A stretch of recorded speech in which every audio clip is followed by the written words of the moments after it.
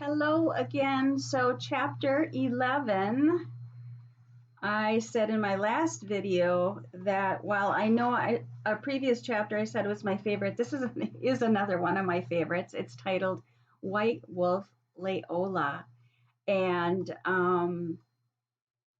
yeah, this was such an amazing moment. I just loved when this happened.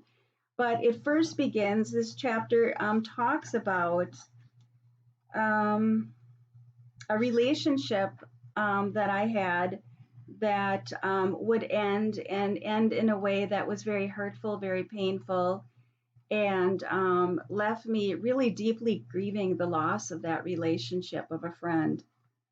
And so I was really struggling with that.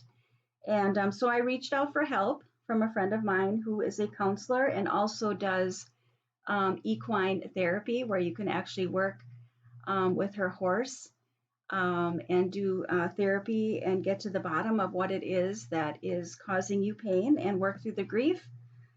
So I had reached out to her and did a couple of sessions with her. And during my last session was when I would meet this white wolf. And through a guided visualization that Pam, the counselor, would take me through. So that is the part I am going to share with you today. That is the excerpt I'm going to read. So Pam waited for me to get settled, then turned on calming music and gently began guiding me through the visualization. In it, I found myself coming to the base of a mountain. A stream gurgled nearby, and there was a large boulder before me that I felt called to sit on. I saw myself wrapped in a white hooded scarf my mom had recently knit for me. A moment later, I saw in the distance a white wolf. At first, I felt fear, but soon enough I sensed she was there to help me. I sat there staring at the exquisite beauty of this wolf as she crept closer and eventually lay down at my feet. I remember how I was overcome with a feeling of deep and true love. As we sat together at the base of the mountain, I felt safe and protected, and as if nothing could hurt me again. It was then that I saw a large heart with flames shooting out from all sides. I heard a message from the wolf that even though my heart had been deeply hurt, I was not to let it close. It was essential to keep my heart open. She reminded me of my empathetic and compassionate nature. To shut my heart down would not only be a disservice to not only myself, but to those I loved. There would be new friends I would meet along my journey. As I drove home down the country roads after the session, I knew I had to find a way to capture what I just experienced. It occurred to me that I was scheduled to take the training as a soul collage facilitator 1 month's time, and suddenly I knew what I would do to keep this experience alive. When I arrived home, I searched online for different images of white wolves until I found the one that spoke to me as the one I saw during the visualization.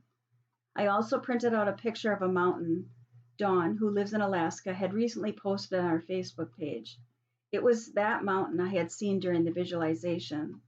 When John came home later that day, I asked him to take a photo of me in the hooded knit scarf. And I would go on to make a collage, a 5x8 collage, which is part of the soul collage training that I did as a facilitator. That would be the tangible piece I would have to that visualization I had as a reminder as I continued on my journey that this white wolf was there as a spirit guide, helping me as I continued on this self-healing journey that I was on. And it would be, actually, I will share this part in the chapter, it would be 2 years later that her name would come to me, of Leola.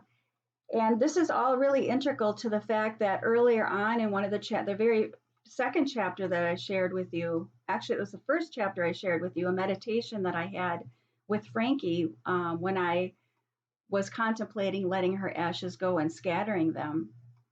And then also, having this visualization and meeting this white wolf is going to lead up to the fact of this vision that I had carried with me for 2 decades, not believing it was real. And the matter of the fact is These visualizations, whether they're guided or you just have them, you have them in meditation time, or maybe you're walking in nature. They're real. They are there to help guide us to living our best lives. So this is just kind of leading up to this, and that's why I wanted to share that part with you as well. All right, tomorrow's chapter is chapter 12, and the name of this chapter is Feared Creature. So I hope you'll come back. All right, we'll see you then. Bye bye.